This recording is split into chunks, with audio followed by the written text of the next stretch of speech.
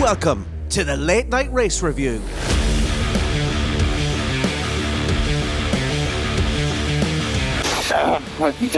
The car's just bouncing everywhere. It's terrible. We can't keep up. Yeah, okay, we're just going to try and get you through some recommendations for Turn 1. Turn 1 looks really poor. No, it's just wet. I have no grip. It's not yes, the balance. so we are giving you recommendations so that you avoid oversteering into the corner every lap, Max. Whether you take them or not is up to you. Something I didn't think I'd say, Max, at the end of the pit lane earlier. You are now race leader. All right. Fast as in practice, sprint pole, sprint victory, Grand Prix pole, and the Grand Prix win! Lando Norris wins the Sao Paulo Grand Prix! Kimi Antonelli in the final meters, but Max Verstappen is charging up behind! It's the final meters of the Grand Prix, and it's Kimi Antonelli who hangs on by 0.3 of a second! Don't forget to support the podcast by hitting those like, follow, and subscribe buttons.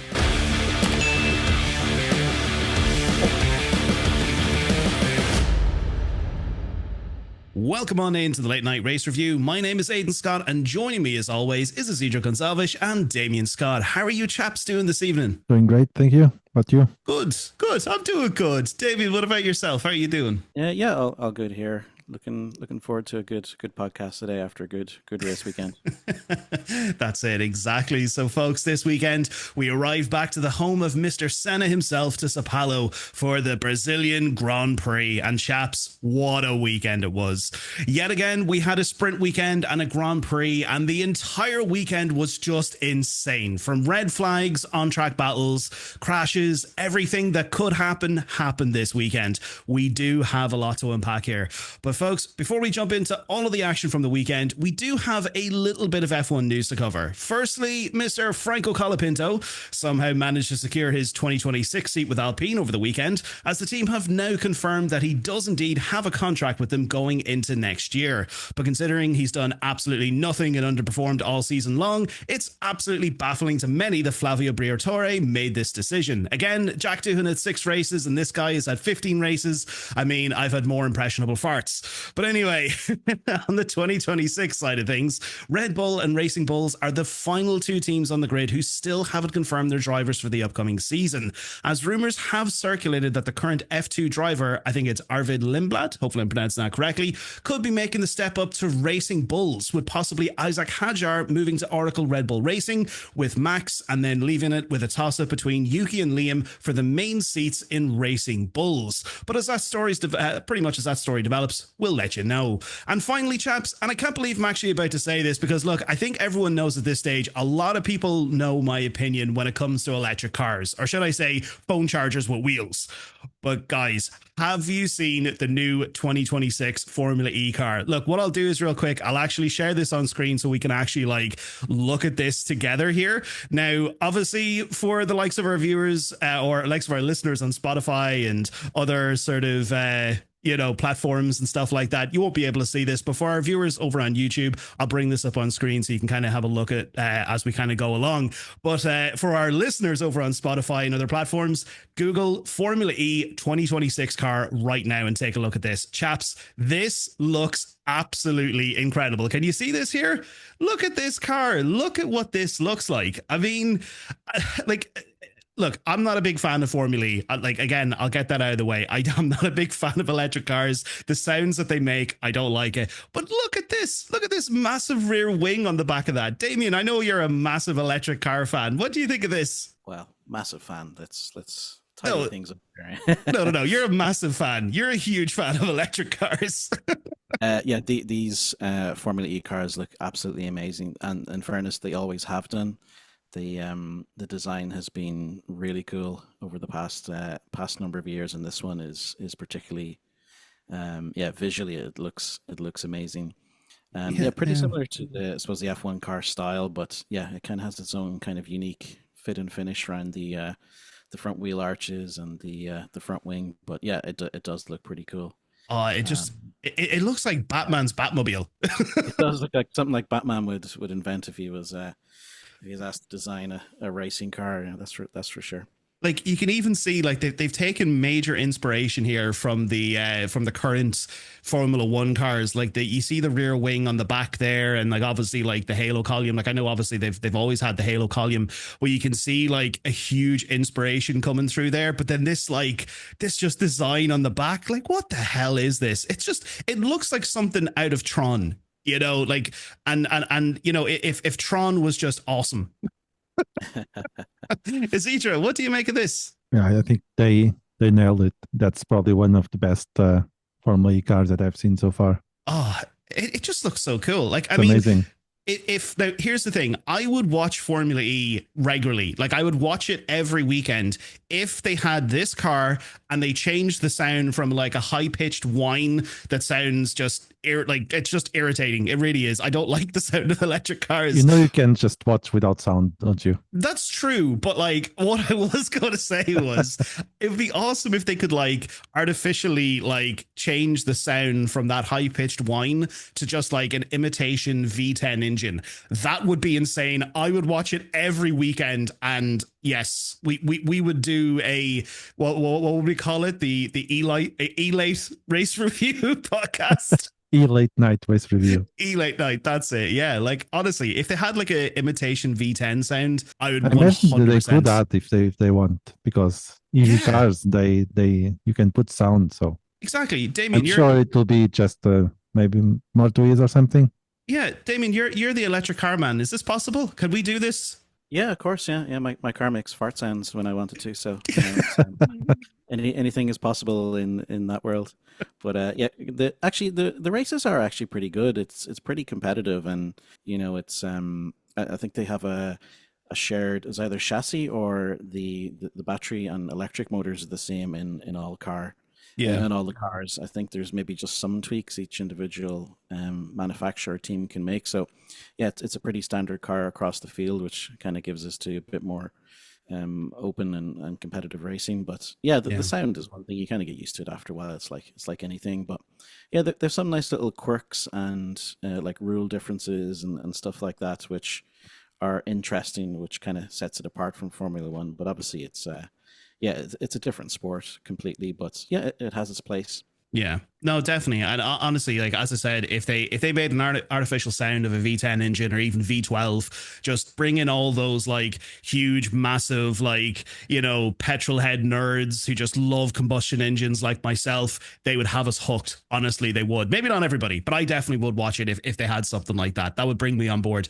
But yeah, no, definitely Formula E car looks awesome. And that's the last time we're going to talk about electric cars for the rest of the year. Moving on, we do need to talk about the weekend, the Brazilian Grand Prix. First of all, we do need to talk about that sprint race. It was a 24-lap race around Sao Paulo, and oh my God, it was absolutely awesome to watch. It was filled with drama, filled with action. It was absolutely incredible. But first of all, let's jump on into it. So starting off with the sprint race, brilliant start by Lando Norris. Even last year compared to 2024, terrible start with Lando Norris. But this year, he had a great start to get away from Kimi and Charles.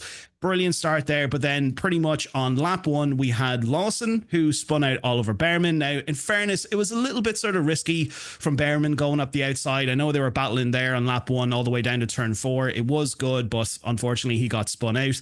Then we had Antonelli as well. He had an amazing start there to hold P2. That whole sprint race between Lando Norris and Kimi Antonelli, it was just fantastic to watch, especially, you know, Kimi Antonelli there, rookie season, great race there around Sao Paulo. Then also as well, we had Lewis Hamilton. Now, unfortunately, this is probably going to be the only part of the episode where we're going to talk good about Ferrari because, oh my God, they had an absolutely shite weekend. First of all, Lewis Hamilton, he went up 3 or 4 places, I believe, at the start of the race up into P8. So he was in the points there at the beginning of the race. But then around lap 5, I think it was, apparently some were blaming Lando Norris for flinging a few banana peels out into the track, because down there at turn 3 we had Oscar Piastri spinning out into the barrier because his tire hit the curb due to a damp patch that was on that curb. But then But then, oh my God, I think it was like, I think they were just trying to recreate like that race from like, what was it, 97 or 98, where everyone just crashed into the same corner. We had Hulkenberg and then we had Colapinto all into the same barrier at turn 3. Damien and Isidro, quickly, let's get your thoughts just up to that point there. What did you think? Damien, I'll bring you in first on this one. What did you make of that whole, those whole 5 laps of action right up until that point? I suppose the piece of action that Piastri gave us all was his spraying up of the water from the curbs. Actually, I think it was maybe Lando who went through it first, kicked it up, and then Piastri went in there, and it was a Hulkenberg and Colapinto. They all dipped their tires into the curb. The angle of the curb seemed to be kind of angled downwards, and the water was pooling in the corner. So yeah, there were some nice little puddles there for every time they hit them. It kind of splashed out onto the track, and then it turned into Super Mario Kart game there. The banana peels were all over the place. But yeah, I saw after the sprint race, then I think it was some of the maintenance guys right with an angle grinder on that corner to try and cut out a little gully just at the back of the curb so the water could drain out. But it was a little bit late for that one. There was already about $500,000 or $1 million worth of damage done to some cars. So yeah, it was interesting that even just that little bit of water kind of tripped up the three drivers. And Isidro, what did you think when all the carnage unfolded? It was unfortunate because until that point, the race was looking good. We could see maybe a little fight between Piastri for the podium because Kimi was definitely on top of Norris. Kimi was getting that P2 no matter what. But Piastri could get a podium. But unfortunately, if we put our tinfoil hat and Norris on purpose put water on track, and that caused Piastri and then Hulkenberg, Colapinto. Yeah, wasn't pretty. But no, it was just well, they should know better. It's raining, there's water on track, and you should not, even in normal cars, that on the road you should avoid the wide strip. The same applies in Formula One, especially when you're driving 250 kilometers per hour. Yeah, no, 100%. Like you can even see, like I regularly watch like obviously other series of racing, like endurance racing and GT3 car racing and stuff like that. And one thing I watched this year was the Nordschleife. I think it was the 24-hour race, or there was one actually there, I think with Max Verstappen, he was racing in this year. But one of the things you see even on the Nordschleife is like how high the curbs are. And if it rains, that's it. You're straight into a barrier and you're dead. The one rule that you learn about from driving at that track that you apply to every other track in the world is do not touch the curbs during rain. If it's wet, curbs are lava. That's it. Don't go near them. Yeah, precisely. Yeah, exactly. But yeah, look, it was. To be honest, I was on the edge of my seat when I seen Piastri in the background in the barrier. I was like, oh my God, here we go again. But finally, after everything was cleaned up and all the debris was packed away, and Nico Hulkenberg decided to go around the track again and get his front wing and every part of that car replaced, we had the restart of the race. But it wasn't a standing start. It was a rolling start. Now, it was a bit divisive amongst a lot of people. A lot of people believe that it should have been a standing start again. Personally, I would have liked a standing start. But look, we got a rolling start after lap 8. Then we had an exciting battle between Max Verstappen and Fernando Alonso. Oh my God, guys, that battle was absolutely incredible. Back and forward. I thought we've seen this from Fernando Alonso back in 2023, that battle with Checo Perez. I know it was mentioned a million times over the weekend by Crofty, but I remember watching that race back in 23 and it was just incredible. And we've seen a repeat of that again. Well, a small little repeat of that with Fernando Alonso this weekend. But yeah, no, great battle there. But unfortunately for Max, he locked up into turn 1, and then eventually, look, he got by Alonso. It doesn't take much for Max to get by a car. But then eventually, by lap 17, a lot of the cars were moving on to soft tires. Some were on mediums. But Lando, he was definitely struggling with the soft tires. I think it was on lap 17. He mentioned he was just like the rear of the car. He was just having difficulty with it. But Damien, what was your thoughts on the Max and Alonso battle, and like especially just during the sprint race, Red Bull's performance, because obviously, look, you know, we're skipping quali and talking all about that. Like they did have a difficult qualifying session, and of course, we know the result of what happened in the main race. But what did you think of that whole battle overall? Yeah, it was an interesting one. I suppose it was one of the best things after the restart. It was the old fox who's got all the tricks versus the the world champion. So it's always going to be a good battle between those two. Well, technically, they're both world champions. Yeah. A generation ago for Alonso, but yeah. But yeah, that's true. Actually, people always kind of forget that one these days. You know, that's true. With Grandpa Alonso, that's it. Yeah, it was inevitable. Max was going to get past him, I think, and you know he did. Alonso had some great work to try and keep him behind him, but yeah, it was coming. But I think from the sprint qualification and the sprint race, Aston Martin had a great start to the weekend. I think it was they started about 5th and 7th, and they finished something like that as well, 6th and 9th, I think it was, for the two of them. So yeah, they're up in the points, kicking off from the weekend. So a good start for Aston Martin there. But yeah, that was a great battle between Max and himself. I think they always have a little bit of needle with each other. It's always interesting when the two of them kind of get together for a certain period of time. Yeah, it's always a good battle. There's definitely a high level of respect between the two of them, and they always try their little tricks. So yeah, it's always a great watch for those two guys. Yeah, no, definitely. And like the thing about it is like you can notice that like between Max and Alonso, it's that old school style of racing. Even though Max, he's still fairly young, he's more, if you want to say he is the newer generation of Formula One going up against Alonso. He has that old school racing style, you know. But no, fantastic battle. But again, keeping with Alonso, after that whole Max and Alonso battle, we had that absolute masterclass in defending. Bit like 2023. Again, we go back to the whole Checo Perez battle with Alonso and Checo. Alonso keeping both Ferraris at bay. Isidro, what did you think of that battle there? And just his performance trying to defend off both of those Ferraris. It was very entertaining. Sadly, he couldn't defend against both Ferraris, so he ended up a sandwich between both. But until that, he did the best he could with the Aston Martin that he had in hands, which was doing good considering everything that's been going on this year with the Aston Martin. But yeah, it was nice to see that Alonso is still alive and kicking. He's still out there. He actually has a heartbeat. He's still driving around. Yeah, because he's live in the old dog yet. Yeah, because this Aston Martin doesn't allow Alonso to shine as much as we would like to see.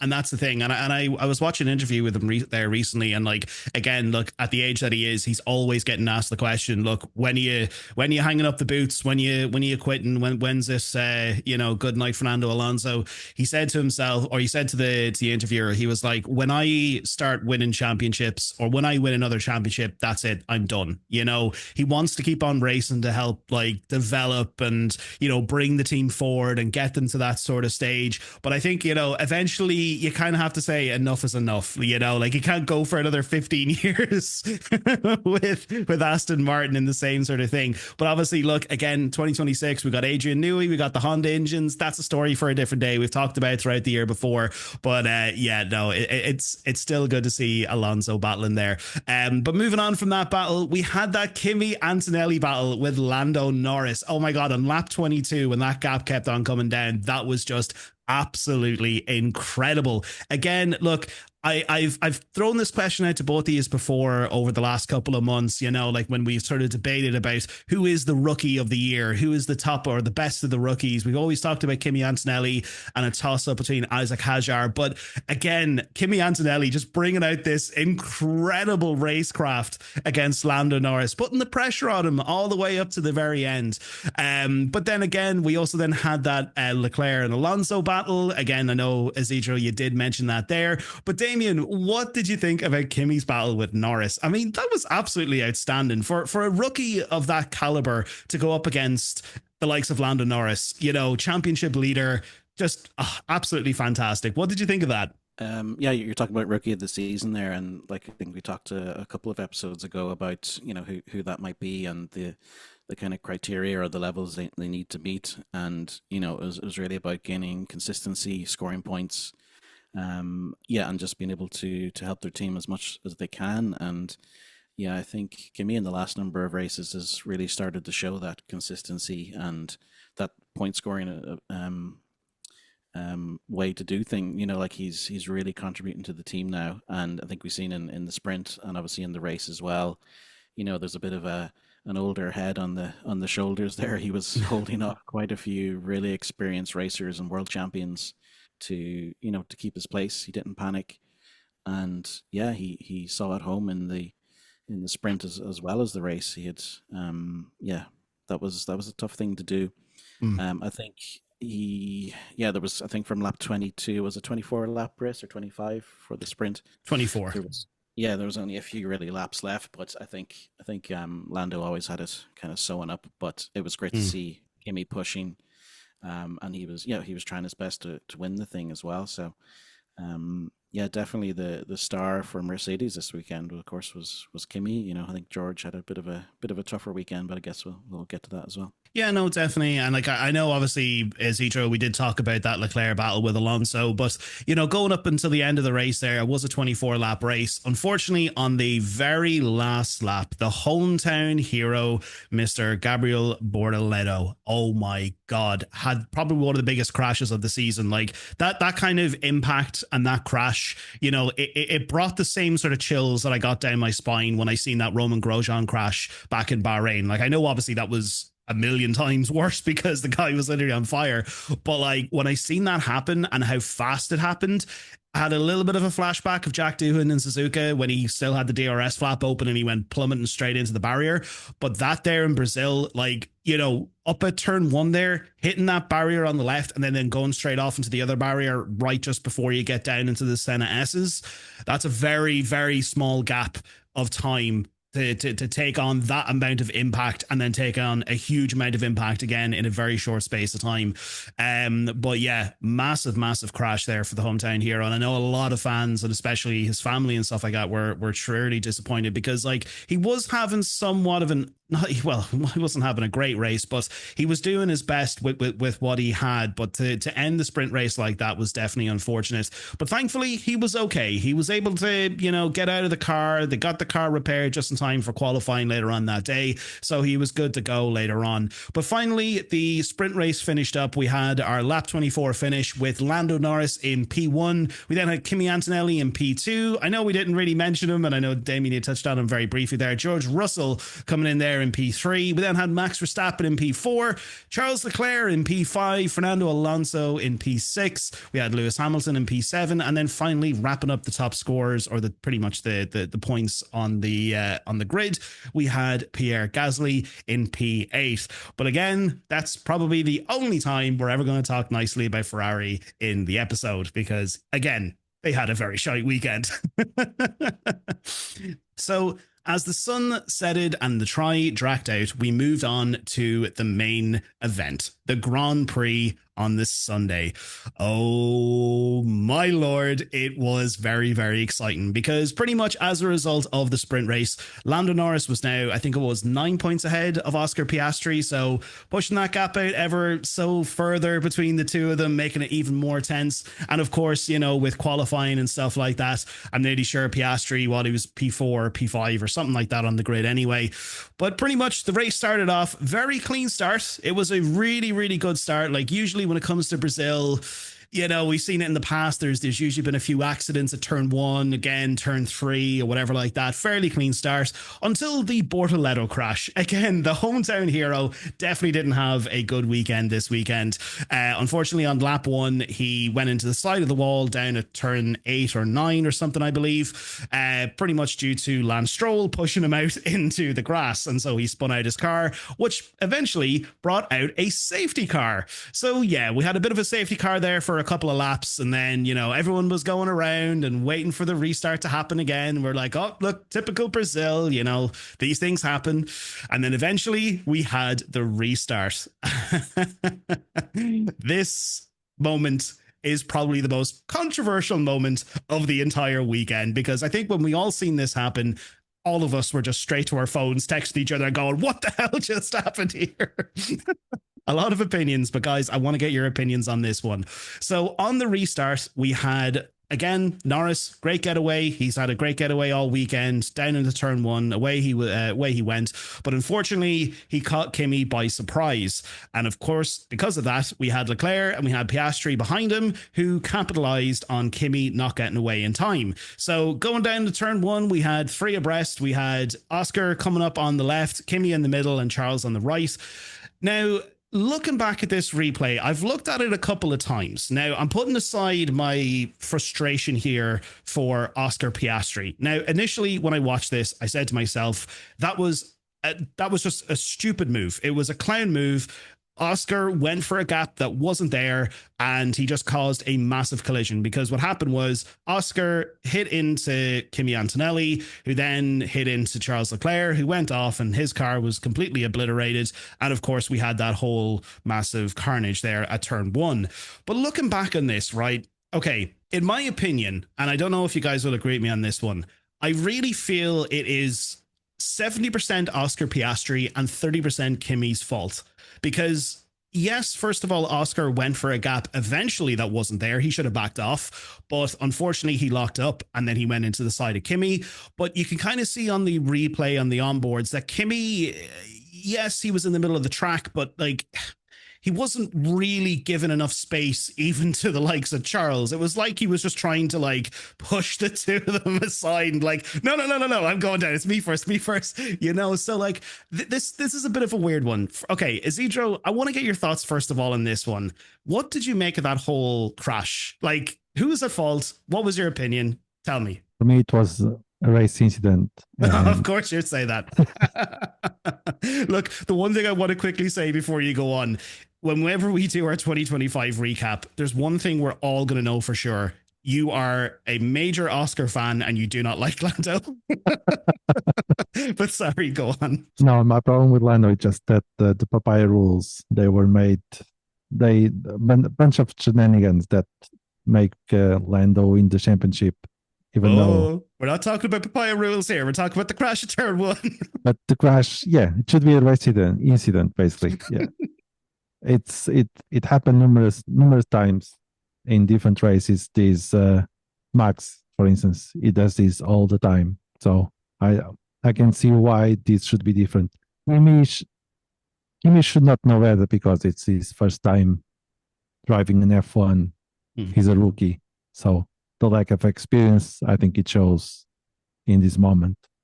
But I would call this a race incident, and penalize 10 seconds, I think, is a bit much. If it was a race incident, that's it. Charles was innocent bystander that just paid the price. And again, it was Hitman Kimi that did something for the Ferraris again. He definitely doesn't like those Ferrari cars. And you know what was funny? It was only after, like, I think after the race had finished, I just remembered, I was like, yeah, he took him out in Zandvoort as well. Yeah, that's why he's a hitman. Charles and Kimi just they don't like each other, do they? It is weird because it's an Italian. She should love Ferrari. That's true. That is true. So I don't see why the Italian man has such hate for the Ferraris. But do you feel, though, that Oscar was a little bit to blame for that? I really feel he was more to blame, but I think at the same time, too, it was a rookie error by a rookie in that situation. But do you think... I would still see as a race incident, but yes, it was good to see Piastri trying his chance after so many races that he was just off, and he tried something. He locked up, and it didn't went as planned. Yeah, but I would go with the race incident considering how soon this was. So getting it 10 seconds in the very beginning of a race, I think is a bit harsh. But then again, that's what it was, and he paid the price. But at least I think Oscar was trying to show that he's still alive. He's still trying to do something. Well, let's see if Vegas brings more luck to him. Yeah, he's definitely trying to show something for sure. And then on the flip side of that, Mr. Damien, what is your thoughts? I'm going to go the other way. Yeah, I had a feeling. I feel like you were kind of more going with what I was saying here. I can always rely on you when it comes to like the Oscar Piastri, bandwagoning hate stuff. A desperate move from a desperate man. That's Yep. that's the headline. You just bang the nail into the coffin there, so you did, David. I Let's tell be you no what. more, right? Yeah. If there's a gap, you go for it, right? But you still have to calculate the risk reward on this one.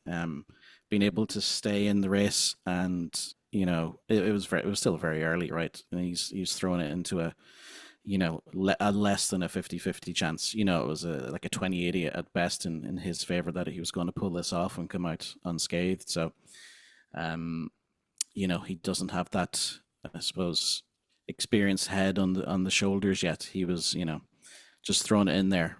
Somebody going for the challenge and for the championship shouldn't be thinking that way. They have to, pick their battles and leave the fight to later in the race. Like he has one of the fastest cars on the grid. There's only one other that's equal to him or faster, let's say, and that's his teammate. So and he was behind at every point in that maneuver, so he could pull out at any time. He saw everything, whereas Kimi and Leclerc obviously had they could see less of what was going on. So if you're talking about percentages of fault, 70-80% of it is Oscar, in my opinion. I think Kimi as well left enough room. Like he had the corner, he was on his racing line, and Oscar's front axle was never ahead of his of Kimi's wing mirrors at any point in the situation until he probably hit him. So yeah. It's a penalty for sure. 5 or 10 seconds. That's down to the stewards on the day and what they see as the end result. It might have been a 5 if Leclerc hadn't have been, dumped out on the other side. Yeah. And DNF'd his afternoon. So I wasn't that surprised that he got the penalty. The amount of time that it took, I think it was it lap 6 or something, or lap 7 that it happened, and it was about 10-15 laps later that the 10-second penalty actually came in. It was like lap 17 the penalty came in. Yeah, so it was a good while later. So I put that one down to Oscar, and it impacted his race and his weekend again, right? So he's not learning from these situations, and I think it was a little bit of a desperate move from him on that part. Kimi was having a great weekend. 3 into 1 in a corner, never goes. So the cars that are ahead have the corner, and if you're going to throw it down the inside like Oscar did, and it was clearly that he was going too fast into the corner, and he had to kind of slam on the brakes. There was clearly, you could see the smoke piling out of the back of his car. He's not in control, and he caused an accident. I'd put it that way, and in the guidelines, there's 3 or 4 bullet points, and I think he hit every one of them, to be honest. So I don't think he can be too harsh or too surprised by the penalty. 10 seconds might have been harsh, but it was definitely a penalty for me anyway. So well, look, my wife has a really good saying: play silly games, win stupid prizes. That was pretty much what the result of that was there. But look, we'll move on from there, because we do need to talk about McLaren a little bit later, and we've a lot to talk about when it comes between those two drivers. But anyway, look, moving on, and I think we should get this team out of the way, get it done, wrapped up in a little bow very quickly, because there just really wasn't much to talk about, because we do need to talk about Ferrari. Isidro, before we move, just one thing. Maybe Piastri was aiming for Norris, and he was just blind. He couldn't see Kimi. Maybe Kimi was just a victim as well. He was just aiming to just crash into Norris straight away. He was he thought he was playing F125. He was like, oh shit, I'm actually in F125 right now. Set damage off. There you go. Set the turbo. That's it. That's it. No rewinds, unfortunately, in real life. But Isidro, keep it with yourself here. Ferrari, look, they had an absolute atrocious weekend. Well, not really an atrocious weekend. It was a weekend of two stories for Ferrari. First of all, they had somewhat of a decent result in the sprint, but for the race, it was just like, good night, goodbye. Brazil doesn't want you. Goodbye. Go get on the plane. Go to Vegas. No need to be here because, oh my God, they had a terrible Grand Prix. So first of all, yes, look, we had that lap 5 incident. Leclerc, unfortunately, he DNF'd. But then also as well, at the beginning of the race, we had that little bit of I would say a little bit more than a little bit of an incident with Carlos Sainz and Lewis Hamilton. And then as a result of that, Hamilton, just for the remainder, for the majority of the race, I think it got to about lap 38, he was just having an enormous amount of trouble with that car. Obviously, the floor was damaged. He was having issues with just trying to get traction out of corners. The car was wobbling all around the back. He even came across the radio and he was like, yeah, man, I'm going to crash out. I can't control this car. It's all over the place. And then eventually on lap 38, Ferrari decided not to be a bunch of clowns and told him to come in and box the car to retire the car. Isidro, look, we know what happened in the race. There's no real sort of result of this, bar the fact that now Ferrari, they've pretty much they've jumped down to, was it 4th place in the constructors now? Yeah, they're now down to 4th place because of this weekend. What do you make of Ferrari overall? Because yeah, probably the only good talking point is the sprint, but the race was just an absolute nightmare. It was a horror story for Ferrari fans. Yeah, it was a terrible weekend for Ferrari, and surprising they had no fault on what happened on the race. Leclerc was just a bystander that suddenly realized his front left tire was gone, and Hamilton, for some reason, he forgot how long the car is. Maybe Hamilton has been trying the 2026 race that where the car is a little bit smaller, because he touching Colapinto and losing part of the front wing is something that you don't expect from a 7-time World Drivers' Championship winner. Yeah. So I think that what happened on the race is just another example that Hamilton is this season is to forget. He needs to just realize that 2026 might be better, because he just forgets 2025. Yeah. He's not there anymore. Definitely. No, I totally agree with that. Like, he's just checked out at this stage, I think. 2026 can't come fast enough for Lewis Hamilton. But thankfully, hopefully Ferrari didn't come across the radio. We didn't hear it on the live broadcast, but he did pick up a 5-second penalty because of those incidents as well. So hopefully they didn't say that to him until the debrief. Hopefully they kind of played that one smart. But oh my God, terrible weekend for Ferrari. Again, I've said it before, Ferrari, they are my number one team, and it's just been hard to watch them this season. So hopefully going into 2026, new regs, hopefully everything will be a little bit different. One can hope. This season, I'm surprised you say that with this face.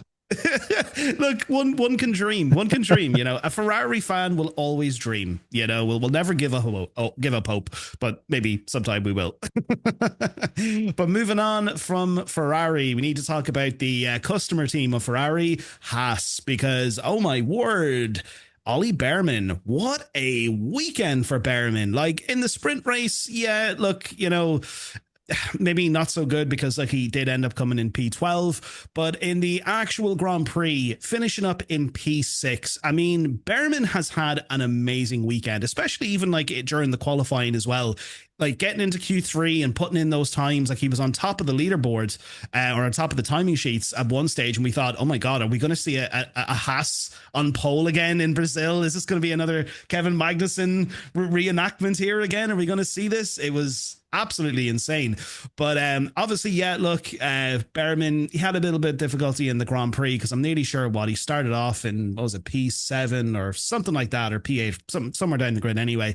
But he was there battling with Lawson, roughly, I think it was lap 10 up to 13, had an amazing overtake on Lawson, but then eventually finished in P6. But we've seen this amazing performance from Ollie Behrman all of a sudden since Coda. Like since Coda, that performance from that Haas or whatever upgrades that they brought to that car, and especially that combination with Behrman in Coda, it was brilliant. In Mexico, it was fantastic. I mean, he got P4 and he felt like he won the race, you know, even though he got P4. But then also as well, yeah, look, Ocon, he had a bit of it was just an average of P11 and P12 for Ocon this weekend. Still look middle of the field. But Damien, what did you think of Haas this weekend? I think obviously the main talking point, Ollie Behrman. What did you think? Yeah, Behrman was great, and Ocon is also a racing driver. Yeah, that's what I mean. He was just kind of there. Unleash the bear. He was consistent. I will give Ocon something. He was consistent this weekend. Yeah. So yeah, you're saying there, Ocon started 8th and he finished 6th in the race. So his qualifying has been great, and yeah, he's just on fire at the moment. Like since he came back from. Sorry, I'm just gonna correct you there real quick. It was actually Behrman who started 8th. You said Ocon. Oh, sorry. Did I say Behrman? Yeah, that's who I was talking about. Never say Ocon high up in the grid ever again. Yeah. But yeah, since the summer break is finished in Netherlands, he scored he finished 6th there, and he scored 8 points. And Italy and Azerbaijan, he finished 12th in both of those. So yeah, battling for the points. And then the last 4 races, he scored 24 points. So like he's, you know, since the summer break, he's been on fire, and he is really throwing his hat in the ring to be, you know, sitting in that Ferrari seat in the not too distant future. You know, he obviously he came from that program, and he did a great job there. Was it Sainz? He came in for a race or two. Yeah, it was in Saudi Arabia last year. Yeah, yeah, and he scored points. Was it P6 or something? He came in. Yep. Was in Vegas that he replaced Sainz? No, it was Saudi Arabia. Saudi Arabia, was it? Yeah. Yeah, Saudi Arabia in 24. Yeah.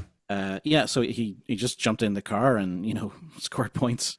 And like to see a rookie do that, obviously Ferrari is a decent enough car, right? But to do it on your debut is incredible. And this year with the full drive at Haas, he's just been improving, you know, as the season has progressed, and obviously since the summer break, he's putting big points on the table. So yeah, he's been absolutely brilliant, you know. And as you said there, you know, I think Leclerc is having nightmares whenever he sees a Mercedes. You know, he's driving along the street, he sees the Mercedes badge, he's having nightmares about it crashing into him. I think Lewis Hamilton's going to start having Behrman nightmares, because anytime he sees him, he knows he's coming for a seat.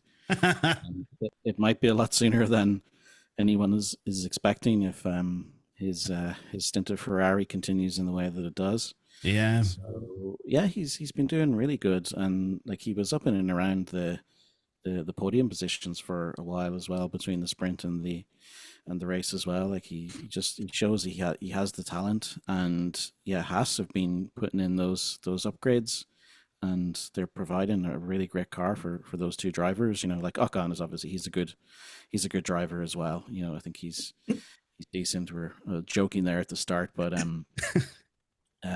yeah, Haas average completely turned around.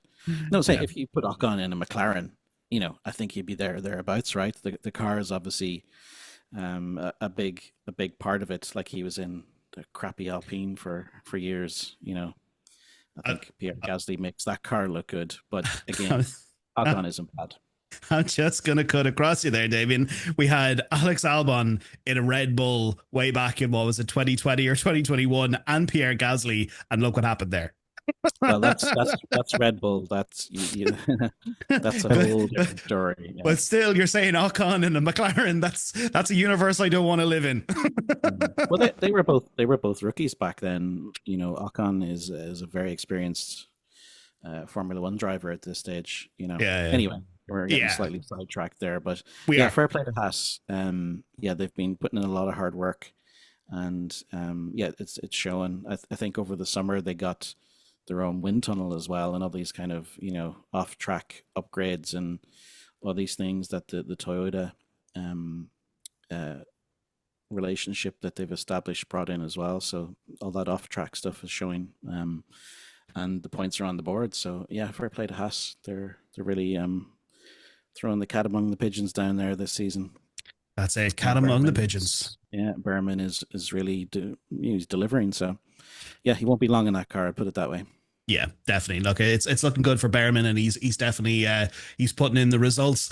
But moving on, we do need to talk about our next team, Red Bull, because it was definitely another situation, a story of two tales, if you want to say, with Red Bull. Obviously, look, in the sprint race, yes, we had Max, who obviously finished up in like, what was it, P4 or something like that, or whatever it was. But obviously, going into the qualifying session before the Grand Prix, that car, first of all, I think one of the things that shocked everybody was the fact that Max Verstappen, in the first time since, what was it, 2021 or 2020 or something like that, I think the record was the first time he was eliminated in Q1 and qualified in P16. That car was just horrible. It was just not drivable. It was a tractor. It was like an Alpine, basically. But I think the funniest thing about that was the fact that when we seen the qualifying times, you seen Jos Verstappen in the background just storming out when he realized he was eliminated. I was like, that's brilliant. You gotta love it. But anyway, enough about Mr. Jos. But look, going into the main race itself, it was definitely a different story, because with a new power unit and also with a few little changes, I think, on the front wing or the rear wing or something, whatever it was anyway, that car was very different. But because of the power unit change, Max had to start from the pits, and everybody thought to themselves, oh wow, is this going to be a repeat of last year? He started in P17 in the wet and he won the race. This time round, starting in the pits, could he do the exact same thing? End result, he didn't, but he got very, very, very freaking close to doing it, because first of all, starting from the pits, by lap 23, he was up to P4. Then on lap 55, Max pitted over to softs. He had a little bit of difficulty on softs for the initial start of it, but he was definitely picking up the pace after a while, up to there about lap 63. He got by George Russell and he was in P3. But then we had that incredible, I think I heard from lap 67 all the way up to the end of the race, that incredible race against Kimi Antonelli. That was just amazing to watch. That was probably one of the best things of the entire weekend, was that battle between Max Verstappen and Kimi Antonelli. And you have to take your hat off to Kimi Antonelli. That was absolutely incredible masterclass in defensive driving there from that rookie. It was a brilliant battle there. But Isidro, I'm going to bring you in on this one, because Mr. Lauren Bickies, he came across one of the interview sections or whatever it was. Crofty was talking to him, and he pretty much mentioned that they reverted everything back from the pre-quali setup and just went back to basics and said, you know what, frick it, we're just going to stick in a new power unit and we're just going to go for it. Isidro, what did you think of Red Bull this weekend? I think they were very smart. They were quick to realize that setup would not work for the feature race. So I think it was a smart decision to do the changes, even though it cost start from the pit lane. It was the only thing that I got disappointed is that when Max became the race leader, they should have just let him race and not do the pits for soft. Even though the tires were not as good, and probably Norris would overtake Max, even though it will be quite a fight if Norris was able to fight Max, because in Brazil at that point, Max has nothing to lose. Norris has a championship to think about, so how brave would Norris be? And again, even if Norris goes and takes over Max will finish P2, which is slightly better than finish P3. But then again, they went a different strategy. Max still finished on the podium, but I would like to see a race where Norris and Max fight for the P1 position. Yeah, no, definitely. Like, I mean, it would be great to see that. Like, I think, to be honest, though, here's the sort of flip side to this, though, Isidro, right? Do you think Max still has a chance? Oh, like, I know obviously the question has been asked a couple of times already. And I know going back to Azerbaijan, we did briefly talk about this, that we pretty much said, oh yeah, look, he's definitely a contender. He can do it. Does he have a chance at this stage to win the World Drivers' Championship? No, he doesn't. And that's why it would be an interesting battle in Brazil, because Max has nothing to lose, while Norris has a lot in stake. Because until then, until that moment, he was still fighting for the World Drive Championship title. And at the moment, we all know that Norris got it from Brazil. But that's a difference. The battle, Max has nothing to lose. Norris has much more to lose. So it would be an interesting battle. Max knows he has no chance to get the title, despite the hype. Yeah, because I'm just looking at it here and I'm calculating up, like with 3 races left, and that was our final sprint race of the year. I'm nearly sure it was, wasn't it? There's another one. We've still got one. It's in Qatar, isn't it? We have a sprint race. That's right. We have another sprint race. So technically, he still has a chance. So let's say he won the next 3 races and then he won the sprint race. He would end up on 424 points. So mathematically, he still has a very good chance to win this and just completely snatch any chances of Lando winning this championship. He can still do it. Like mathematically, the top 3 are still in this. George Russell is out of this, finally.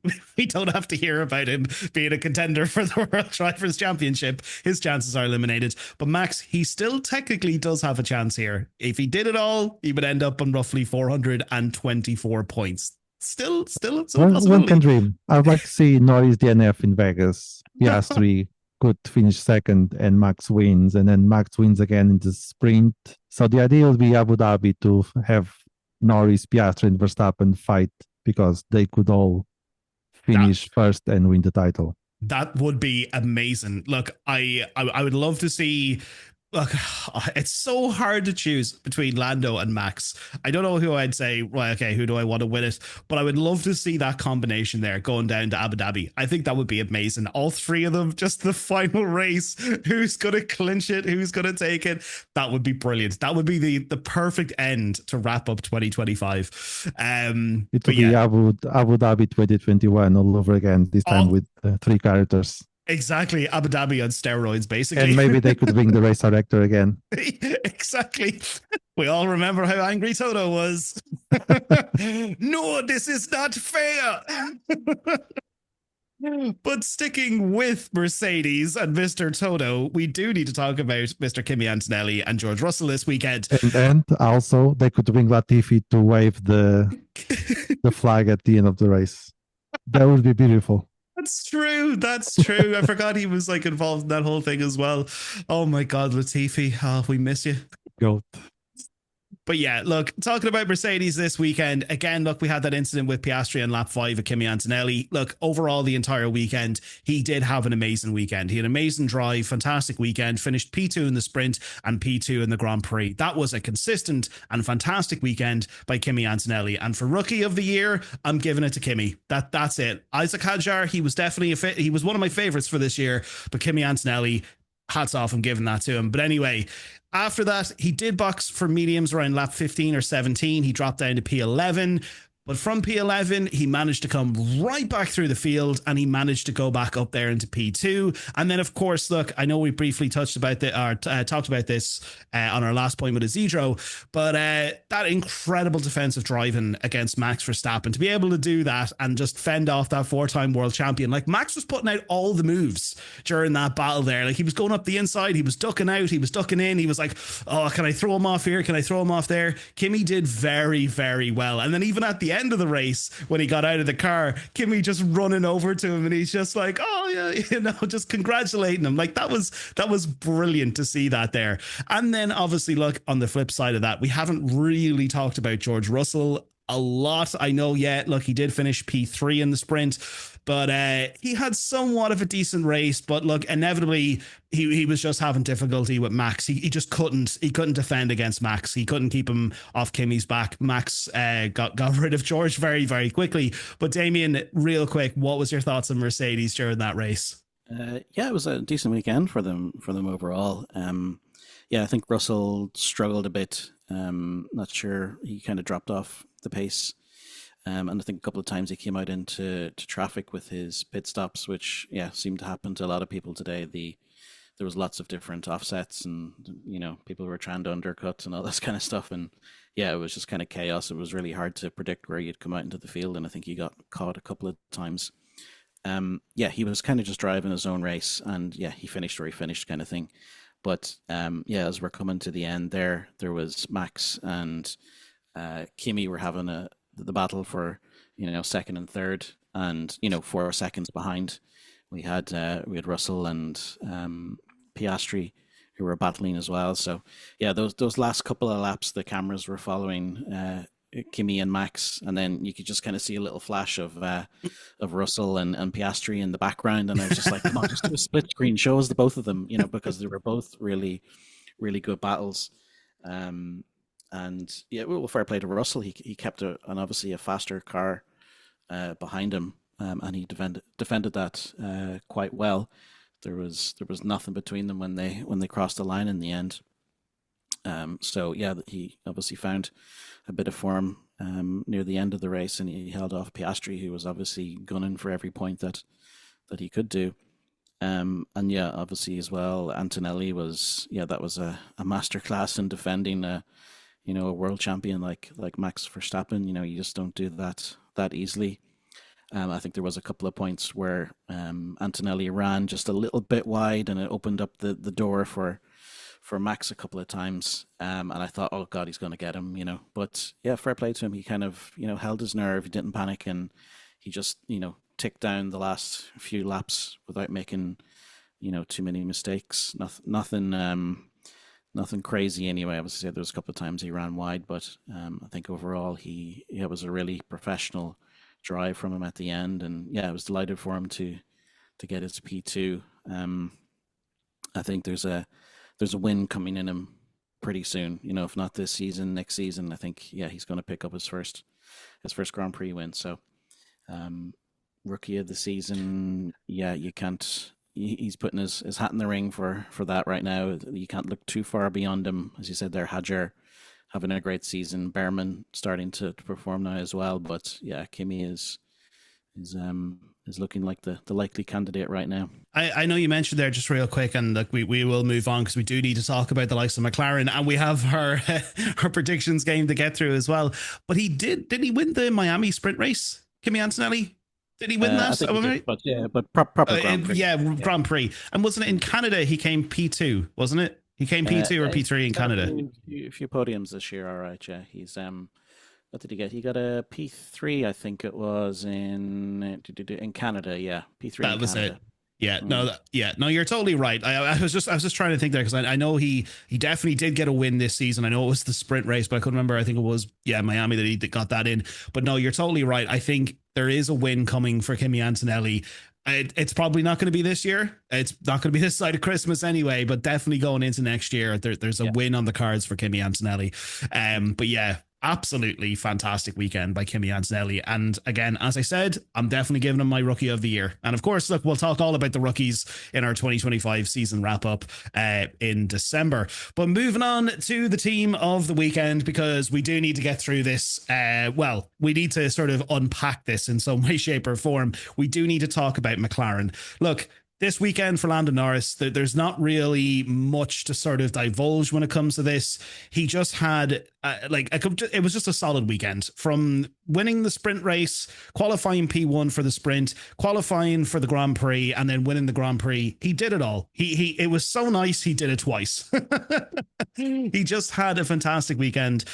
So did Lando Norris. But look, at some stages it was a little bit tricky for him. It wasn't smooth sailing all the time. Like, there was a few times where there was a bit of pressure there from Kimi in the sprint race, and then in the main Grand Prix there was a little bit of pressure from Max and a few other people and stuff like that. But I think for the majority of the Grand Prix, he was definitely somewhat in a league of his own. Not definitely a league in his own, but somewhat a league of his own.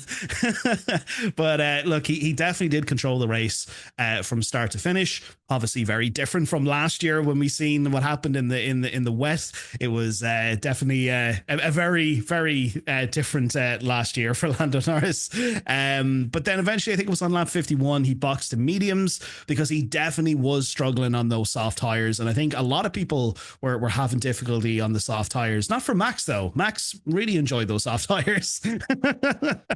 But then after that, I think, with the looming threat of Max and Kimi, he still managed to bring it home for P1. It was just it was a picture perfect weekend for Lando Norris. And like, as we move on in, from this weekend and we move into Las Vegas, he doesn't have a full race in hand against Oscar Piastri. He's now 24 points ahead of Oscar Piastri. So he still somewhat has a really, really good chance to win the World Drivers' Championship. Now, I know, obviously, look, with the result that he had in Mexico and with the result that he's had now in Brazil, again, if you're 100% Lando Norris fan, you're going to say, yeah, he is the world champion. He's going to win this even with 3 races left.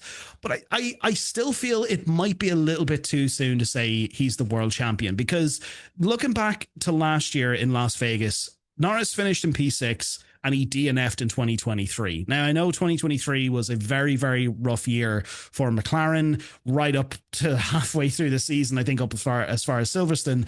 But, typically Vegas hasn't really been the best of tracks for Lando Norris. And I think even Lando mentioned this, Zach Brown mentioned it going into Vegas. It's not really the track for McLaren. But then on the other side of things, we have Oscar. And to be honest, you know what? I when I was looking and putting stuff together for today's episode, I've come up with a new name for Oscar Piastri. I'm calling him Oscar P5. Because over the last several races, consistently, Oscar Piastri has finished in P5.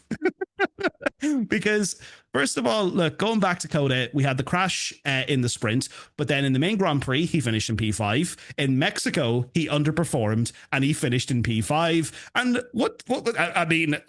could he do it 3 times in a row and pull off the hat trick? He did it again in Brazil and finished in P5. He has had a serious run of bad luck, Oscar Piastri. And look, we can get into the conspiracy theories and say, oh, it's McLaren, they're doing something and blah, blah, blah, blah, and they're favoring Lando. You can believe what you want, but I want to know your guys' thoughts. Damien, Isidro, I want to know what you think here. Do you think Oscar Piastri's title chances are over? Is it too soon to say Oscar is World Drivers' Champion? Do you think Oscar's going to bounce back in Vegas, considering even last year he finished in P7? Damien, you first. I want to know your thoughts. So first of all, is it too soon to say Lando is world champion? And has Oscar lost his chances? Oscar will be second in the world championship. Oh, that's a strong statement. I think at this stage, Lando has it.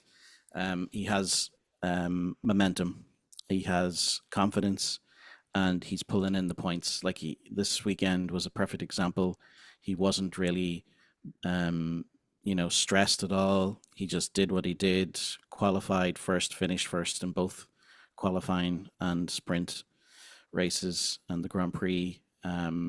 He was pretty comfortable the whole way around. Yeah, he had a few things here and there, but he just did it. And the opposite was kind of true of Oscar. He's, as you said there, he's DNF'd in Azerbaijan. He had a 4th place in Singapore and then 3 5th places in a row. Oscar P5. Oscar P5, yeah. P15, he's got 3 5s there. Yeah, he's just, whatever it is, he's just fallen off a cliff. When he was looking like he had it pretty much sewed up if he just kept the form that he had, so yeah, there's nobody to blame but himself, really. I think a lot of it has been self-inflicted. Obviously, he drove straight into that barrier in Azerbaijan, and that's been the turning point. Literally, he couldn't get around the turning point. He's still stuck in Azerbaijan. Yeah. With all those leaves and wind in the trees, on the racetrack. Yeah, I think he's done. And I think this weekend was just another more proof of that, really. So I think we can talk to death about the incident with Kimi and Leclerc in the corner, but again, I think it was just a sign of a guy who was a little bit desperate and trying to grab his way back into the championship. Which he's every right to do. He has to take risks now. He's behind, right? The momentum is gone against him, so that's fair enough. But you live and die by your actions as such, and it's very easy to DNF in those situations, and that's it gone. So yeah, I think at this stage I'll call it for Lando. I think Max after this weekend is probably a very long shot, but it was a great race from Max to pull all the way from the back up to what he did. So Yeah. I don't buy into all these, Lando biases and stuff like this from McLaren and Zach Bryan and what have you. I think Oscar has created his own situation, to be honest. Even Jos was throwing his hat into the ring there of conspiracy theories over the weekend. He was like, what was the statement? He was just like, yeah, all of a sudden, just Oscar doesn't know how to race anymore. There's definitely something going on at McLaren there. I was like, shut up, Jos. Yeah, well, he's an absolute header, so I wouldn't really massive shit stir. His mouth, yeah. Look what he did to Christian Horner, Mike. Come on. Yeah. Shut up, Jos. It's like that Family Guy thing. Shut up, Meg. He ran out of the garage there after the qualifying, I think the first person he was calling was Christian Horner. Yeah, he was like, can you come back, please? Yeah, I have to shout at somebody, so it's going to be you again, Christian. Come on, here we go. Now, Isidro, I feel like you're going to have a different sort of take on this one. So same question to you. Do you think it's too soon to say Lando is world champion or is going to win it? And on the flip side, do you think Oscar's chances, do you think his title chances are over at this stage? Do you think he will bounce back? No, I think Piastri chances, they stayed in that corner in Baku, basically. That's interesting, Isidro, from you, considering you're a massive Oscar fan. I am, but he's not the same since then. And he's either got very bad luck and he needs to go COE3 before Vegas. Yeah. But at this moment, I think that Lando is the winner of this season. I'm pretty sure after Vegas or in Vegas, Zach Brown is organizing a little party, not inviting Piastri, of course, but he'll have a little party for Lando because I think that Lando only needs to finish P2 the rest of the races to be champion. Yeah. And I think in Vegas it will be probably the time where he'll be champion. I think there's no other. Piastri may do well, maybe just one more race before the end of the season, but I don't see him winning the championship this year. Yeah, Lando is the winner. Do you know what, Damien? I think we've finally broken Isidro. We finally worn him down over the last several weekends of episodes with all the Oscar Piastri. We've just been getting into his head, burrowing in there in the background, and now he's just like, yeah, I agree, Oscar shit. No, it's just a down in luck, and the Popeye shenanigans just wore me down. Look, Isidro, you let us have this win. We did something. Let us have some hope of winning something. And Lando has been flawless the past two Grand Prix. Maybe Max has been tutoring him. Oh my God. Are we actually still talking with Isidro here? Are you actually complimenting Lando Norris? Is it because I'm wearing a McLaren top? Is that what it is? You're just like, I can't defend him. I don't want to. It's just facts, basically. Mexico was flawless. Brazil was flawless. Yeah. Maybe South America that is flawless for Lando. Let's see North America how it goes. That's it. Well, look, at least one good thing can come out of this episode. We now have another Lando fan. That is good to hear. Good to hear. Anyway, so welcome to the club. Citro, welcome to the club. But anyway, folks, that was the Brazilian Grand Prix. A lot to unpack there. Probably a little bit longer than we normally go on for, but definitely a lot to unpack from that weekend with the sprint and the main Grand Prix. It was just full of drama, full of stories, just full of action. It was absolutely fantastic. But we do need to wrap it up, and we do need to talk about our top 10. So our top 10 of the Brazilian Grand Prix was Lando Norris in P1, Kimi Antonelli in P2, Max Verstappen in P3, George Russell in P4, Oscar P5 finishing in P5, Oliver Behrman coming in there in P6, Liam Lawson in P7. We absolutely didn't talk about racing bulls this weekend, but we'll move on anyway. And then also Isaac Hadjar in P8. Then we had Hulkenberg in P9, and then Pierre Gasly in P10. That was definitely an interesting Brazilian Grand Prix. As I said at the start of the episode, everything that could happen happened. But we did have 3 DNFs. We had Bortoleto on lap 1, we had Leclerc on lap 5, and then we had Lewis Hamilton, who DNF'd on lap 38. Moving on to our next segment, our driver of the day, our dick of the day, and our loser of the day. Damien, who was your driver of the day, your dick of the day, and your loser of the day? I think these will be easy ones, right? Driver Max Verstappen.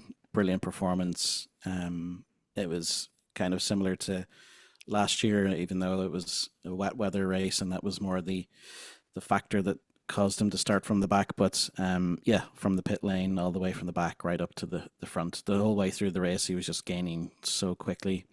And yeah, it was looking like he could win it maybe if Lando had some trouble. But yeah, he was brilliant. So yeah, easy one there. Dick of the day, I think Oscar has to go to him this week again. I think by the time we get to the end of the season, he'll take the crown from Liam Lawson. No, he won't be King Dick. He'll be Princess Dick. He'll be Princess Oscar Piastri P5 Dick. All right, yeah, that's a bit of a mouthful, but whatever. Yeah, you called him, man. Yeah, I think he could have avoided that collision. At the end of the day, yeah, he caused it, so I'll give it to him. Loser of the day, Ferrari, double DNF. Yeah, luck wasn't on their side. Obviously, Leclerc was the cannon fodder in that that ended his race. And yeah, Hamilton have no idea what he was doing. He went into Carlos Sainz, bumped off him, and then he got round to the end of the same lap, and then just drove straight into the back of Colapinto, I think it was, and completely ruined his car. So yeah. The Ferrari pit wall was packing up after a few laps. So yeah, disaster of a weekend for them, really. Yeah, and then Zedro, who was your DDL? Oh, driver of the day must be Max Verstappen. That was a class drive from him on Sunday. Dick could be, yeah. Look what my little boy did. Piastri. Oh my God, this is getting clipped. I know I said I would have clipped, if it was back in Coda or something, you said something here, but that is definitely getting clipped. And I'm going to bring that up on our 2025 wrap-up episode. It would be a class move if he hadn't locked up, but since it locked up, yeah, became a dick. It's just a 50-50 chance. Could be a great move, or it could be a dick move. I think we know which one was it. Welcome to the Lando camp, Isidro. It's fun. We have Monster energy drinks. Yeah, it's slowly. It must be the fumes coming over. Yeah, that's it. And finally, the loser. Yeah, Ferrari. It was not their weekend, and surprisingly, they did nothing wrong this time. I know they just this time they actually didn't do anything wrong. They just had a shit weekend. Everything that just happened just went against them. It was just awful. But again, look, I think 2025 is wrapped up in a bow for Ferrari anyway. Look, guys, my sort of thoughts and opinions are pretty much the exact same. My drive of the day, I was about to give it to Kimi, but I had to give it to Max from the pit lane all the way up to P3. Absolutely fantastic. And look, it's why I love him. You know, I wasn't really a Max fan a couple of years ago, but I am 100% on the Max train. He is just a fantastic driver. He really is. Dick of the day. I mean, I don't even need to say it, but you know, it is what it is. Piastri, little princess, Dick, B5. You get it. And then loser of the day, I'm giving it to the Piastri fans because the amount of whining that they were doing online was just absolutely frustrating. Blaming it on everything else bar himself, which was just absolutely stupid. So loser of the day, Piastri fans. I'm so sorry. Look, I did like the guy up to about, I can't remember, it was like Silverstone, but then slowly my sort of my opinion of Piastri dwindled off. But yeah, look, I just want some action. I would love to see it. Is exactly what Isidro said. I would love to see it go all the way down to Abu Dhabi, and I'd love to see the three of them fighting for that trophy. I don't want to see just one person run away with it. So yeah, if we could have a scenario where Lando DNFs, Max wins a race, and then everyone's together, that would be fantastic. It'd be absolutely brilliant. But anyway, moving on to our predictions game because it is getting even more spicier. The guys did send in their predictions. Dave, he did send it in last week for Brazil. And Dave's predictions, he had Max in P1. So unfortunately, that was 0 points. Lando in P2. And then Hamilton in P3. that was a big womp womp. Yeah, exactly. And then he had Berman outside the top 10 and then Albon inside the top 10. And I'm nearly sure Albon was definitely outside the top 10. So I think a big nothing burger for Dave this weekend. Yep. Citro, what were your predictions? So I had Max P1, Piastri P2, and Norris P3. How far away was me? Oh, but your next prediction was Then I had very the- spot on. Portolito DNF, and then which was spot on. Now, do you get a 1.5 for this or 2-pointer, or is this just 1 point? You are the FIA, so No, just 1 point because I didn't specify what was DNF. I didn't set Okay. crash or that's power fine. unit. Yeah, That's just 1 fine. point. That's fine. Now, your next prediction was way off. Hey, I think I jinxed everything by saying that Ferrari to have a pit stop because they didn't have any actually. I was about to say, yeah, did they have Exactly. They didn't even have a pit stop. They stopped in the pits, and that was it. Yeah, all they have was just to roll the car in, and that's it. Oh, No, wow. they did have one, I think. Oh, they did. Yeah, Lewis, he did. He swapped over Lewis. from softs to Twice. mediums. Yeah. Yeah. Lap Oh, no, two. hards. Lap 2 Oh, and lap well. 14. Yeah. So I do get a point because that was over 2.5, no? Oh, that's true, actually. Hang on a second. Let's just rewind here. 32, he had one. Because I thought there was no, because they brought the NF, I thought there was no pit stop for them. Okay, so But actually, yeah, there was a pit stop, and it was a long one. it was a long one. So what to 20 go with here? Well, the first one was 23.4. No, that's the overall time. Yeah, and then there was one he had was 40, and then one at the end was 30. 30 plus 2 weeks Mm. till he gets racing So again. no, I don't get a point. Hamilton was 2.32 seconds. Okay, so 0 points because it could have either gone a way of you get a point because they did get a pit stop, but they still DNF'd, or because they DNF'd, technically they didn't finish the race, so the pit stop doesn't count. So Yeah, but the pit stop was 2.32, which was above the 2.5 I said. okay, so 0 points. 0 points. Okay. Well, look, you still got a point out of this weekend. Still, good. Still better than Dave. Yeah, better than Dave, and probably better than me, maybe. Who knows? Well, we'll see what happens here. So we had Max in P1 for me, which was 0. Lando in P2. I am not doing that again. And we had Piastri in P3. What? Like, I mean, I should literally listen back to what I say and just, do the opposite of that, because that's what I did. So yeah, 0 points out of that for me. Ocon inside the top 10, which was a no burger for me. And then Hajar inside the top 10, which funny enough was 1 point. So at least I got a point. Damien, your predictions were a little bit 2 points because Ocon was 13, I think. Oh, he was actually. Sorry. Thank you, Isidro. That was an oversight on my part. Ocon was outside the top 10. He finished he in was P12. There you go. So, Damien, do you want to run me through your predictions? I'm feeling a little bit more confident now. I was dreading talking about Damien's predictions. I had Lando in P1. I Yeah. had Max in P2, which was close. Oh. And I had Piastri P3, also close. So yeah, there's a bit of screaming at the TV in the last couple of laps there. Ocon outside the top 10, which is a point. And then I had Yuki inside the top 10, which was 0. Oh, So 2 points. 2 points for you and 2 points for me. Oh, so who? Yeah, no winner this weekend. But I think the fact that that was a complete oversight on my part, and I had amazing predictions. I think I should get the winner for this weekend. But hey, look, it is what it is. No winner. I get 2 points. Damien gets 2. Isidro gets 1, and Dave gets 0. But that definitely does change things in the table standings. I think we'll probably move on from there and just talk about Las Vegas. Let's do the Las Vegas points instead. Let's just talk about that and swiftly move by the fact that now Damien is now on top of the table I like the standings now. Okay. So in P1, we have Damien with 32 points. He has overtaken Dave, who is still now on 31 points. There's myself on 28. So I'm getting very, very close to you guys. So just, put the brakes on there for a second and just wait. And then we have Isidro in P4 with 24 points. So it's I'm the getting back marker. the back marker. You are the back marker. Definitely.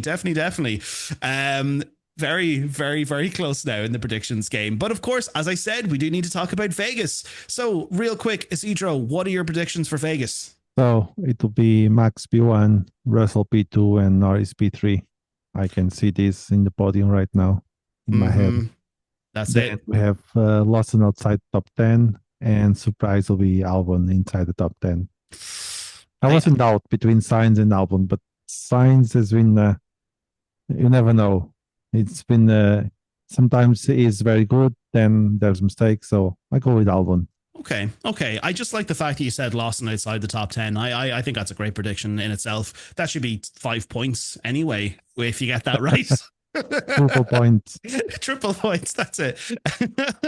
My predictions, I have Lando in P1. I am sticking with that momentum. Lando in P1. I'm going to go Max in P2, and I'm going to completely floor the both of you and say Leclerc in P3, because Vegas has typically been a great track for Ferrari. And I honestly believe if they get their shit together going into Las Vegas, I feel like we could have Leclerc on the podium for P3. I think Max is definitely going to fight Lando. I think Piastri, I'm predicting this now. I you know what, guys? I feel like there should be like another little section there where I'm going to say Piastri finishes in P5, and that should get me like a 2-pointer in itself. But I think Leclerc, he's going to finish in P3. Hulkenberg outside the top 10, and then I have Sainz inside the top 10. I'm giving him a little bit of love this weekend, or going into Vegas. I think he might do well, because I know Vegas hasn't typically been nice to him initially, but he's done somewhat well at Vegas in the past. Damien, what are your predictions for Vegas? Sorry, Damien, Aiden. Yes. I have to say that you cannot choose Leclerc because Leclerc DNF. Oh, that's right. Oh, that's correct. Oh, look at Mr. FIA coming on in there. That's only for the flop and the surprise, right?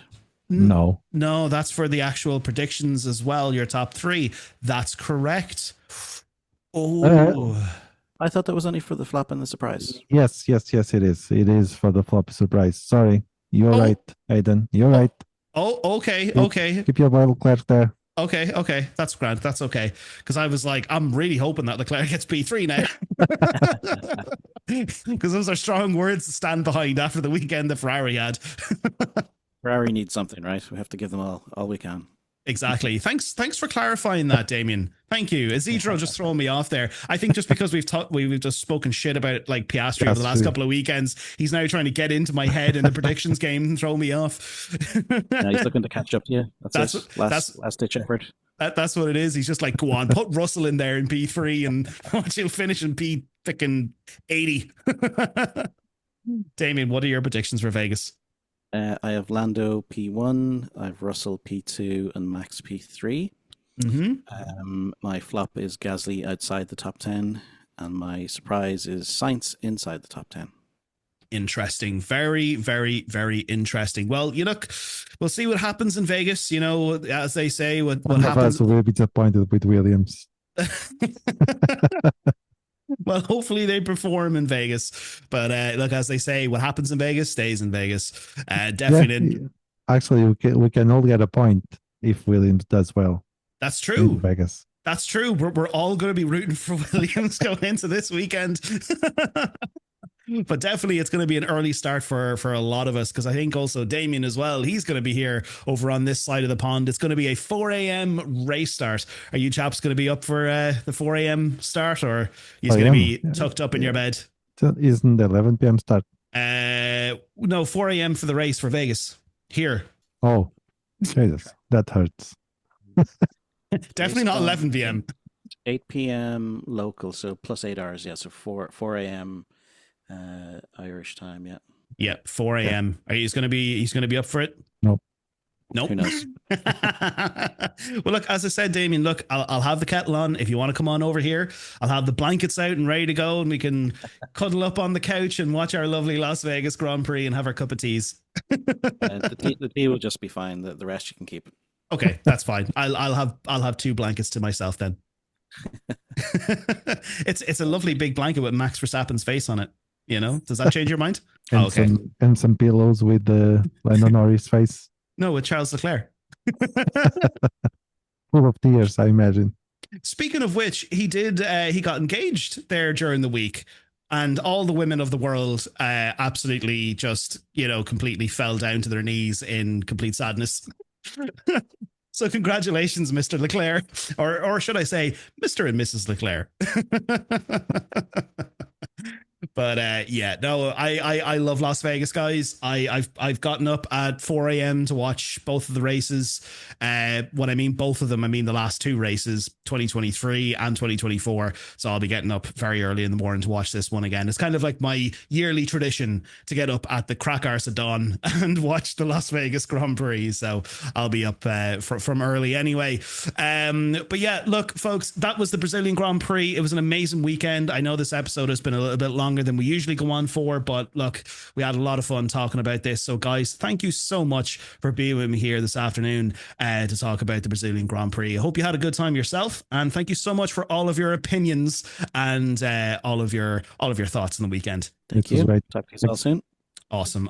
So as always, folks, look, if you enjoyed today's episode, definitely make sure to click that like button, click the subscribe button if you're over here on YouTube, and then also as well, if you're on our other platforms like Spotify and Apple Podcasts and all of those lovely, cool platforms, definitely make sure to hit that follow and like and love button and all those kind of great stuff to help support the podcast, definitely. And then also as well, let us know your thoughts below in the comments. Do you think Lando still has a chance, or does he? Is it too soon to call him the World Drivers' Championship, or is Piastri's chances completely gone? Let us know your thoughts below in the comments. We'd love to hear it all. But until next time, folks, we'll be back on November 24th or 23rd, maybe, because depending on when we decide to do the episode, we will see you all for the Las Vegas Grand Prix. Adios.